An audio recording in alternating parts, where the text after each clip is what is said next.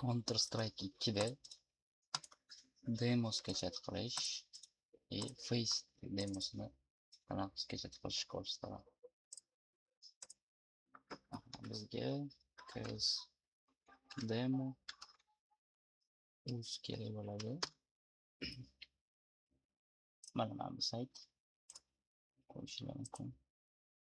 Shu saytga kirganingizda через Steam Face'da kirsanglar bo'ladi. Чтоб удобно bo'lishi uchun.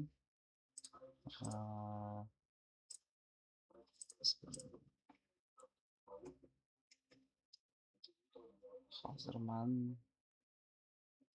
через Steam kirsam, chunki avtomatik Face'ga o'tib ketadi.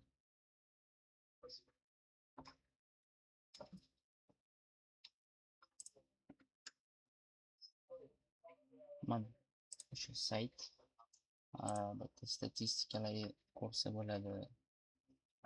Bitta o'zi boshida kirganingizda 20 ta tanga beradi.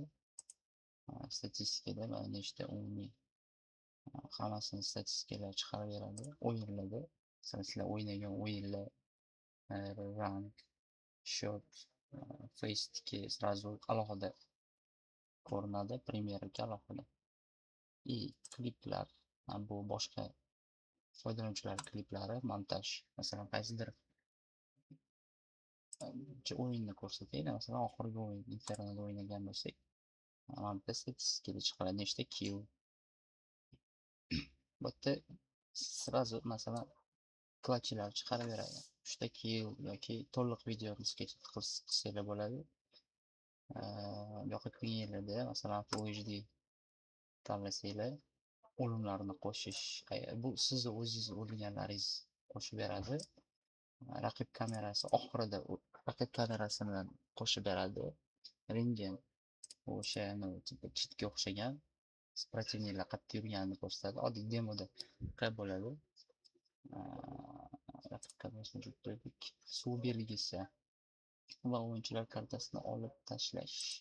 Bu yangi qo'shiqqa o'xshaydi menimcha. Yuqori o'ngdagi logotipi va o'yinchilar ko'rsatishini topdi. Highlight'dagi olib tashlaydi. Olib tashlar ekanmiz значокlarni, suv belgilarini. Da, endi tushundim. To'rga cho'zsanglar bo'ladi. Качество zo'r. Gap yo'q, 120 FPS da. HDR, bu mana HDR, ancha plonliroq bo'ladi. HDR qo'shib qo'ysanglar. Mana shuni o'zi 8 ta tanga bo'ldi. Bu yerda adashmasam 4000 ga 20 ta tanga beradi. 10.000 ga 50 ta tanga beradi adashmasam. Shunaqa edi, lekin arzon sayt, o'zimizda O'zbekistonliklarniki. Shu yerdan sketch qilsanglar bo'ladi. Sketch qilingan demolarni hozir men o'zimnikini qo'yib ko'rsataman. Masalan, mana meniki. Mana shunaqa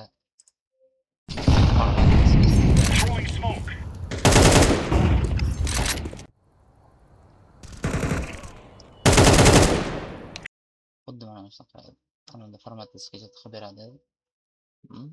Zo'r. Maslahat beraman. CS demo o'zidan klip sketch qilinglar.